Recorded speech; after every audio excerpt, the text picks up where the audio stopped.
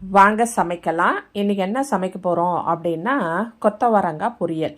இந்த கொத்தவரங்காய் ரொம்ப சத்து நிறைந்தது, நரம்பு தளர்ச்சி போக்கக்கூடியது, எலும்பு வளர்ச்சியை அதிகரிக்கக்கூடிய இந்த கொத்தவரங்காய் பொரியல். இது எப்படி செய்யணும் அப்படின்னு பார்த்தா, இதை முதல்ல நல்லா கழுவி சுத்தப்படுத்தி நல்லா நைஸாக கட் பண்ணிக்கோங்க. நான் ஒரு மிக்சி ஜாரில் போட்டு தான் நான் அதை கட் பண்ணிக்கிறேன். அந்த மாதிரி நல்லா நைஸாக கட் பண்ணிக்கலாம். கொஞ்சம் பெரிய சைஸாக கட் பண்ணுறேன் அப்படின்னு சொன்னால் அது தேங்காய் அரைச்சி விட்ட குருமா, அப்படி இல்லைன்னா அவியல், அந்த மாதிரிக்கு கொஞ்சம் பெருசு பெருசாக போடலாம். இது நம்ம பொரியல் செய்ய போகிறோம் அப்படின்னும் போது கொஞ்சம் நைஸாக இருந்தால் கொஞ்சம் டேஸ்ட்டாக இருக்கும்.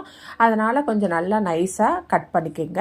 ஒரு பெரிய வெங்காயம் எடுத்துக்கோங்க. ஒரு பெரிய வெங்காயம் எடுத்து அதையும் நல்லா நைஸாக கட் பண்ணிக்கோங்க. நான் அதையும் மிக்சியில் தான் போட்டுக்கிறேன்.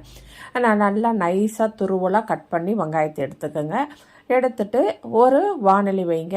வாணலி வச்சுட்டு அதில் ஒரு 2 ஸ்பூன் எண்ணெய் விட்டு ஒரு அரை ஸ்பூன் கடுகு, ஒரு 2 ஸ்பூன் உளுத்தம்பருப்பு போட்டுட்டு ஒரு 5 வரமிளகாய் அதையும் சேர்த்து நல்லா தாளிச்சிட்டு அது நல்லா செவந்த உடனே கொஞ்சம் கருவேப்பிலை போட்டு அதுவும் ஒரு வதங்கினதும் நல்லா ஒரு கப்பு நிறைய அந்த துருவிய வெங்காயம் அதை போட்டு நல்லா அதை வதக்குங்க.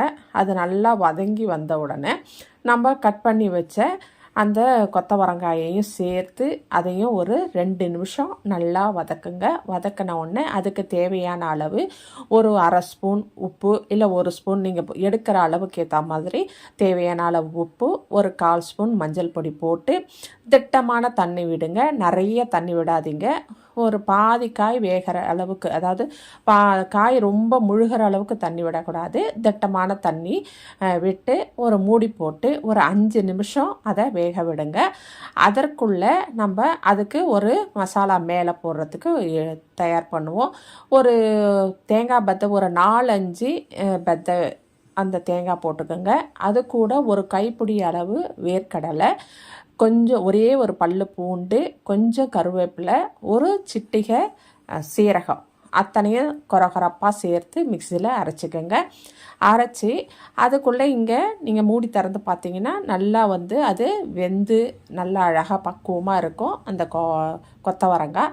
அது மேலே நீங்கள் இந்த தேங்காய் துருவலையும் வேர்க்கடை துருவலையும் சேர்த்து அது மேலே கருவேப்பிலை கொத்தமல்லி தூவி நல்லா கிளறி ஒரு 2 நிமிஷம் இல்லை 1 நிமிஷம் இருந்தால் போதும்.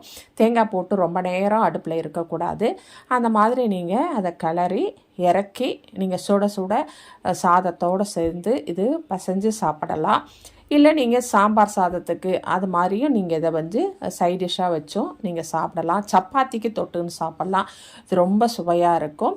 இது ரொம்ப நல்லது கூட. குழந்தைகள் முதல் பெரியவர்கள் வரை சாப்பிட வேண்டிய ஒரு உணவு இந்த கொத்தவரங்காய் பொரியல். இந்த கொத்தவரங்காயை நீங்கள் வாரத்தில் 2 முறையாவது நம்ம உணவில் எந்த டைம் ஆகுது, காலையோ மாலையோ அல்லது இரவு நேரமோ, அது எந்த நேரமோ ஒரு நேரமாவது இந்த கொத்தவரங்காய் நம்ம சமையலில் இடம்பெறாமல் மாதிரி பார்த்துக்கோங்க.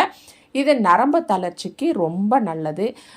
கேன்சரும் வராது அப்படின்னு சொல்கிறாங்க. அதாவது கேன்சர் வரக்கூடிய ஒரு செல்களை அழிக்கக்கூடிய தன்மை இந்த கொத்தவரங்காயில் இருக்குது அப்படின்னு சொல்லிட்டு ஆராய்ச்சி செய்து கொண்டிருக்கிறார்கள்.